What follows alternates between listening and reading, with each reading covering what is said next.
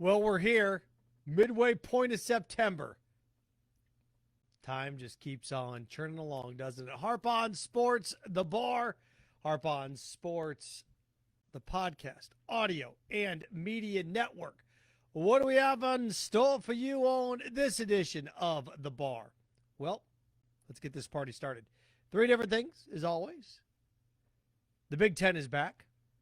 Okay. Bucs and bombs. Talking about Tom Brady and golf connected. How are Tom Brady and the U.S. Open connected? Going to explain.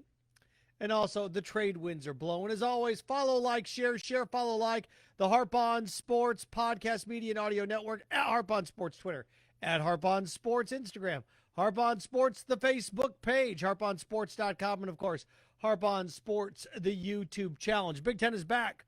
Good. Good. It's good for football that the Big Ten is back. College football is better with the Big Ten in it. It is the media mecca of major college football in the markets that they reach. The largest stadiums in the country are in the Big Ten. The most packed stadiums in the country are in the SEC. So, from the SEC's perspective, you got your villain back, gang. The ACC wasn't a villain. The Big 12 wasn't a villain. The Hatfields need the McCoys. The McCoys need the Hatfields. Robin, Batman, they need the Joker. You just do. And you got him. You got him. The Big Ten is that thing that you love to hate. The person that you love to argue with on social media. If you're a liberal or a Democrat, he's your conservative talking head on TV. How conservatives don't like Rachel Maddow and CNN. Well, liberals tend not to like Sean Hannity and Fox. And that's what the Big Ten is. So, I'm not going to begrudge the Big Ten for coming back. I'm not. I'm not going to begrudge them from canceling the season. 6 weeks ago, they made a decision. Could they have waited? Sure. Did they wait? Nope. They canceled it, and then they figured it out. All's well that ends well, right? What's the damage here? They could have started the season earlier. But now, more testing, more protocol. Mark my words. The ACC, the SEC, and the Big 12 will have more cancellations than the Big 10. Mark my words. Once the season starts, the SEC, the ACC, and the Big 12 will have more problems than the Big 10. Why? Big 10 starting 3 weeks later. The Big 10 is now going to sit around and wait and watch. Remember, everybody followed what the Big 10 did until the Big 10 canceled their season, then that was it. Mark my words. The Big Ten's going to get to sit around and watch how the ACC, the SEC, the Big 12 do things and say, we like, we don't like, we really like. I don't know about that. Big Ten was smart in this. They were. They sat down. They worked on a compromise. You had schools that were upset, the Nebraskas of the world throwing a fit. That's how you get stuff done. You cry and complain. It is. It's how you get stuff done. The person that screams and cries and moans the most at the restaurant's the one the manager gives free dessert to. Shut up. So you have, it's true, you have that faction of things, and then you have the faction of things coming in the other direction, the Penn States, the Ohio States that look around and go, wait a second here. And I love how people are mocking the Big Ten for this. I'm going to defend them. So many of you sit there and don't say anything until you see something, then you want it. Hey, they get that. I want that. Hey, look at the new iPhone. I want that. That's what the Big Ten did. The Big Ten sat around. You had the first weekend of college football in you want to know what game it was that got this done? The game that got this done was Notre Dame and Duke. That's the game that got this done. For as much as the Big Ten teams don't like Notre Dame for not being in the conference, as much as SEC and ACC teams get all worked up about Notre Dame not being in a conference, Notre Dame helped the ACC so much this year and vice versa. Vice versa. The Big Ten season's existing because Notre Dame's playing. You find me another team in that area of the country that's playing right now. Notre Dame is the reason why you have a Big Ten season. It is. Because What do you, if you're Indiana or Purdue, how could you sit there and go, I don't know, man, Notre Dame can't. They're different. You can't do it. If you're Indiana and Purdue, you can. If you're Michigan and Michigan State, you're to the north of South Bend, so what's your excuse? Northwestern's what? 2.5, 3 hours to the west? What's your excuse? So you got 5 Big Ten teams all in that cul-de-sac in and around Notre Dame. It's a third of the conference. Plus, you have Nebraska screaming from one end, Champaign-Urbana's down the road. Look, Notre Dame's the reason why you have a Big Ten season. They're playing, why can't we? That's the final candle on the cake, if you will. So, I would have preferred pushing the college football playoff back. I don't get what the urgency is on New Year's Day. I don't. I really don't. Well, it's a tradition. No, it's not. Sometimes it's played on the 28th. Sometimes it's played on the 29th. Sometimes it's played on the 30th. Sometimes it's played on the 1st. I didn't get the sense of urgency to have the college football playoff on New Year's Day. I don't. I'd have pushed it back a couple weeks. I'd had the college football playoff on the 14th. That way the Big Ten could have gotten to 10. The SEC could have had the college football playoff. The Big Ten could have gone right from their conference championship game, bye week, boom, here we go. Where the SEC would have had 2 weeks off. How's that any different than teams in the NFL postseason? It's not. Teams get byes all the time. Teams get 14 days off. Teams get 7 days off. Some teams get 6 days off. And Scott nailed it. Damn it. I didn't even get to it. Thank you very much for stealing my next point. But hey, that's fine. That's fine. If I were college football, I'd have done my college football playoff mid-January and have had the national championship the Saturday or the Sunday of where the Pro Bowl weekend sits, the 28th, 29th, right around there. That's what I'd have done. You could have even had the college football playoff the Saturday. Think about how awesome this would have been. You could have had the college football playoff the Saturday before the conference championships on Sunday, and then the next week you could have had the national championship. See what I'm saying? Like the college football playoff could have been the Saturday, the 2 games, and then the Sunday could have been the NFC and AFC championship game, and then the next week could have been the national championship in college football. But the Big Ten's back. That's the big thing. The only thing I don't like about it is how we're going to kind of rush this thing at the end. Something that is taking place in the Big Ten schedule. Look at some more comments here. Hang on tight.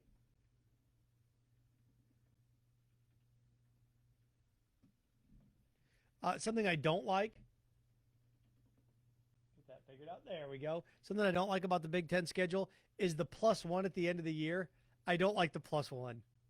So the Big Ten's playing an 8-game schedule, so you're playing everybody from your division in one crossover game. Who's your crossover game? No idea. Don't know yet. So you play everybody from your division and then your crossover game. I think Ohio State and Michigan are opposite divisions. Are they still? When they had the leaders and the legends and they've mixed things around a little bit. Shows how loop I've been in that conference. I would love to see that final plus weekend go away.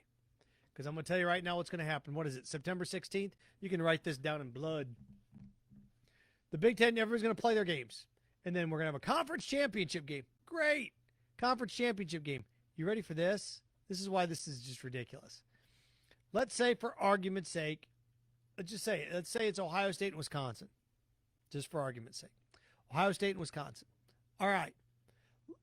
Pick who finishes second. Pick who finishes second in these divisions. Let's say it's Michigan and Minnesota. So then the second place teams play each other. Then the third place teams play each other. Then the fourth place teams play each other. The Big Ten's going to do that. You're going to play your 8 regular season games. The top 2 teams are going to play each other in the championship game. But also that weekend, you're going to have 8 other games. Now, the only way to do that is you have to have 2 at noon, 2 at, I don't even know how you're going to do it. You have to play some of them on a Friday. You're going to have to play some of them on a Friday.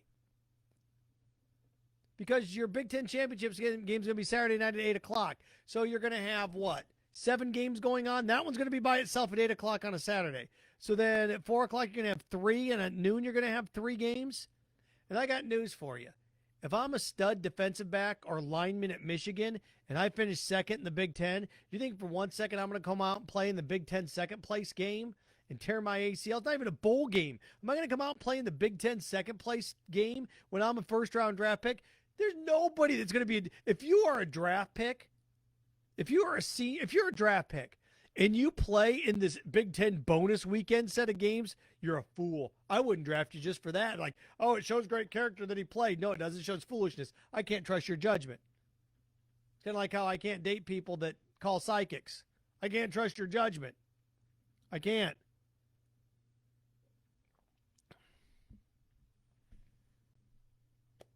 That's the way it works. So, good. Good for the Big Ten.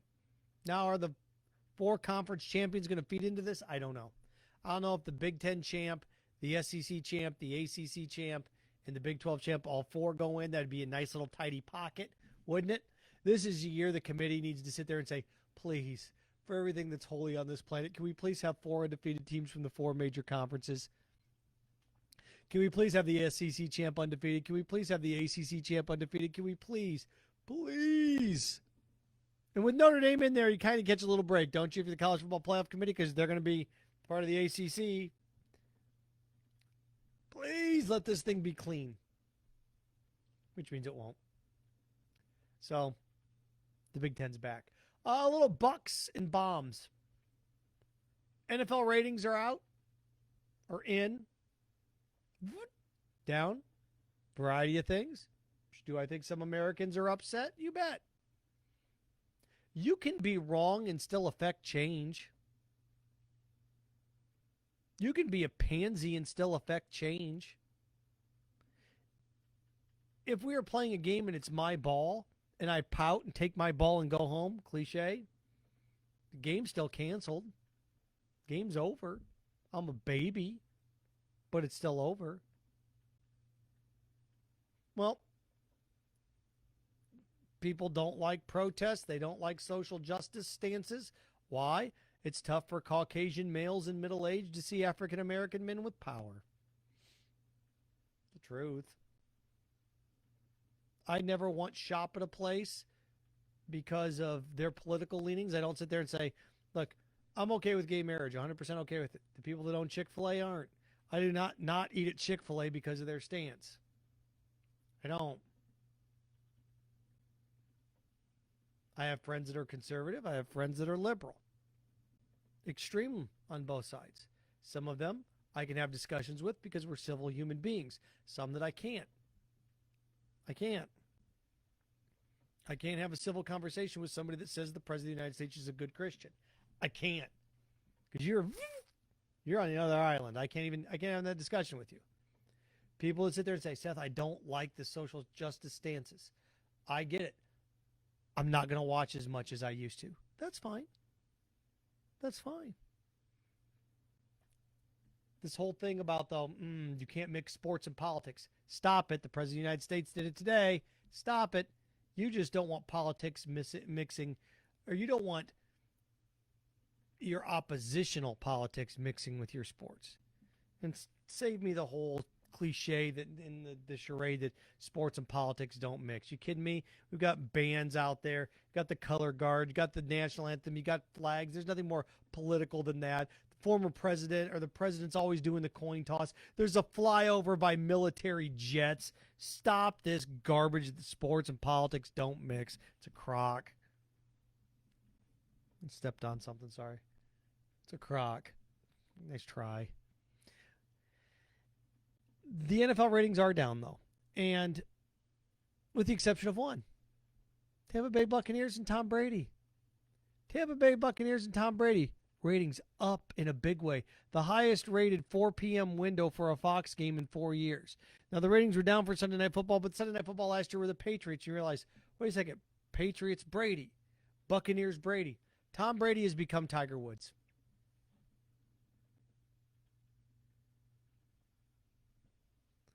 Tom Brady has become Tiger Woods. Tiger Woods is Tom Brady. Must watch TV. And it's ironic, isn't it, that the U.S. Open is this weekend? So is the Buccaneers game. Tom Brady and Tiger Woods. Think about this for a second, okay? And I always pride myself on being way ahead of everybody else on things. I do. At the age of 41, I now play chess. I can see things 7, 8 moves ahead. That's how I see. I'm old enough now that I can take a step back, and I've been to that puppet show and I've seen the strings, as Cuba Gooding Jr. said, and Jerry Maguire, and I can see things 6, 7 steps ahead. Here we are, middle of the week. How awesome would it be if Tiger Woods is in contention at the U.S. Open, teeing off at 1 p.m. on Sunday? Same time Tom Brady's playing.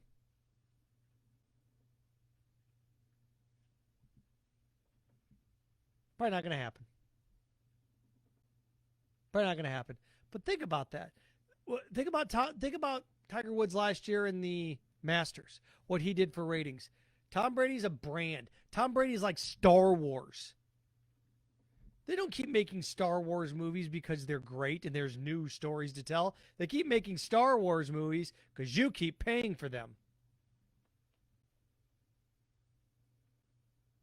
That's why.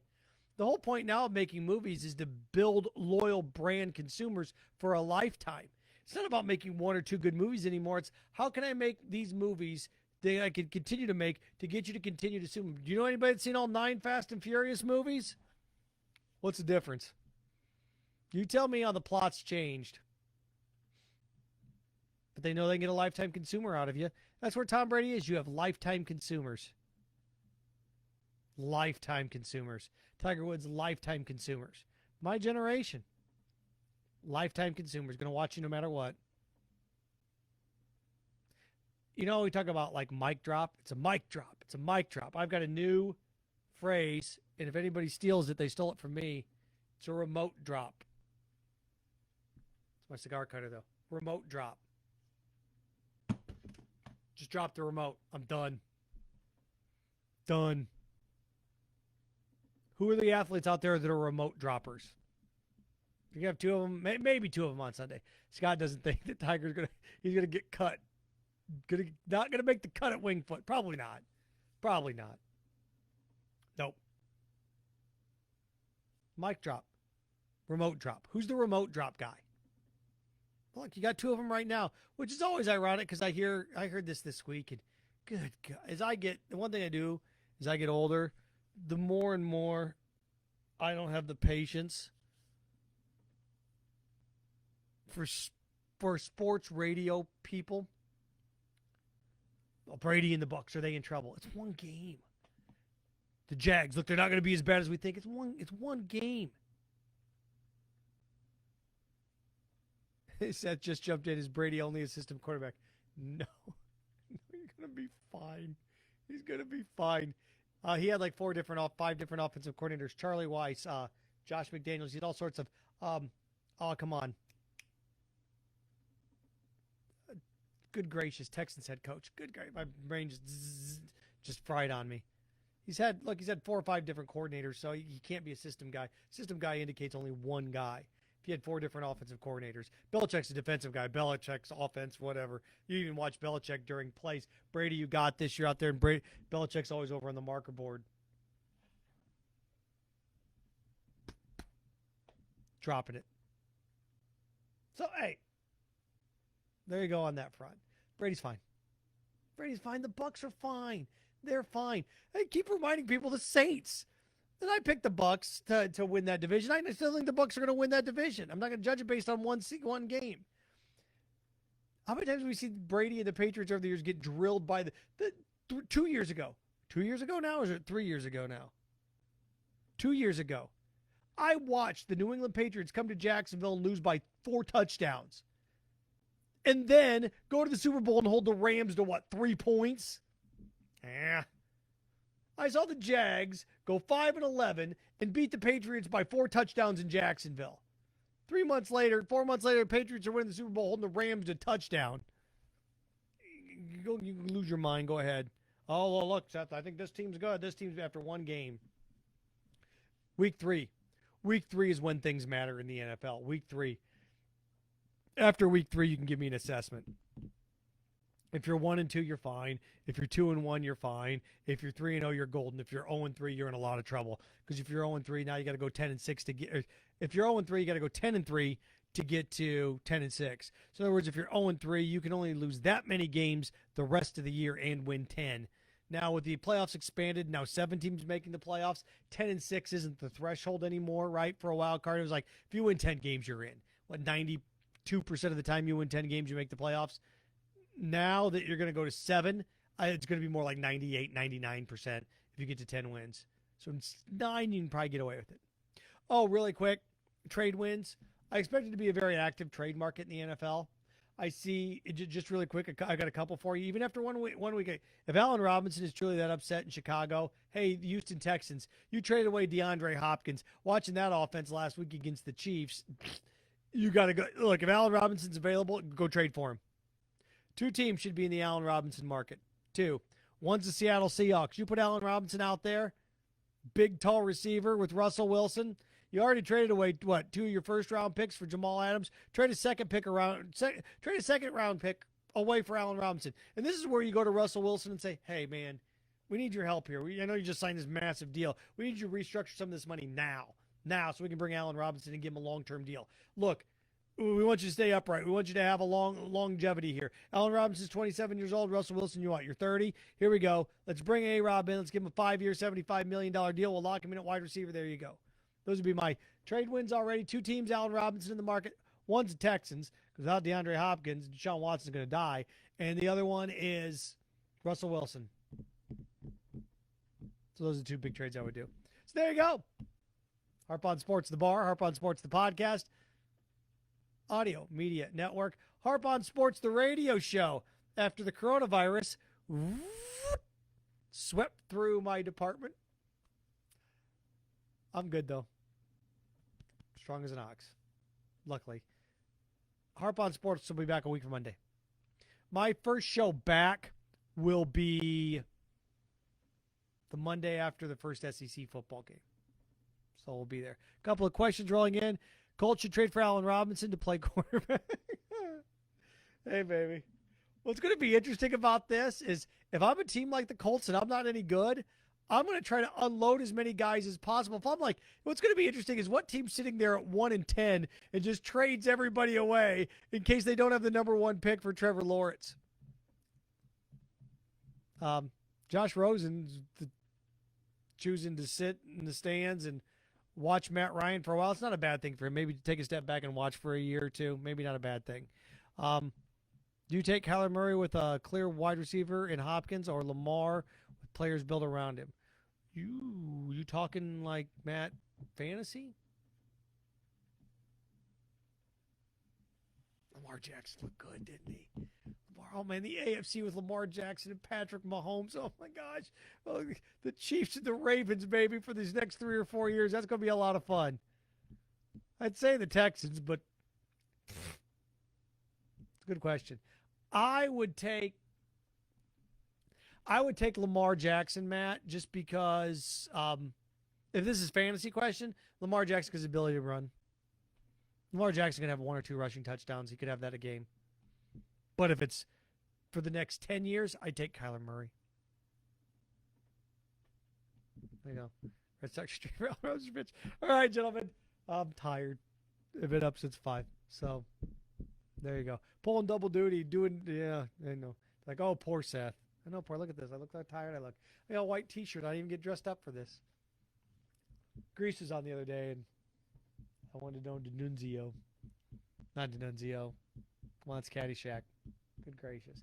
I just found out the Caddyshack golf course where they filmed it's right down the road in Miami. I got plans for next summer. They say some of it still looks the same. All right, Scott, NHL best sports product on TV. Broadcasting-wise, yes. Yep. Broadcasting, the feel of it. Production value. It is. It is. NHL's postseason reminds me the most of any regular seasons. Like, it translates better to TV with no fans there than any sport. When I'm watching the Stanley Cup playoffs, Eastern, Western Conference Finals, whatever it is, I don't need the fans. That's one sport I don't need the fans. Yeah, Danny Noon is kidding.